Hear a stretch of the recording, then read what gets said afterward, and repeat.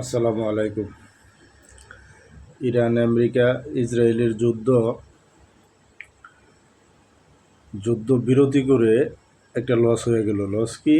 যতদিন বিরতি রয়েছে এতদিনে যুদ্ধের একটা ফলাফল আসা যেত। এখন বিরতি কইরা এখন সারা বিশ্বের যন্ত্রণা বেড়ে গেছে, কিন্তু এরা যুদ্ধ বিরতি করে কোনো ফলাফল আনতে পারলো না। যুদ্ধ আবার হইতেও পারে, আর কোনো সিদ্ধান্ত মনে হয় না হবে। সিদ্ধান্ত এটাই হবে যে আবার যুদ্ধ হবে, কিন্তু যুদ্ধটা এতদিন চালাইলে আমাদের এই সাধারণ মানুষের হয়তো একটা সিস্টেম হয়ে যেত কি, যে যুদ্ধ একটা ফলাফল দাঁড়ায় গেলে আমরা হয়তো এই কঠিন সিদ্ধান্ত থেকে এই যে তেল নাই দেশের মধ্যে, তেল তুল ছাড়া এখন আমাদের অবস্থা খারাপ।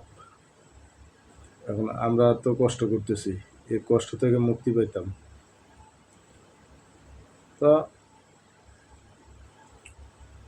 দেশবাসী আপনারা দোয়া করেন যেন একটা কিছু হয়ে যায়, হয়তো যুদ্ধ বিরতি আর না হয় যুদ্ধ হোক, একটা কিছু হইলে তো ভালো। আসসালামু আলাইকুম।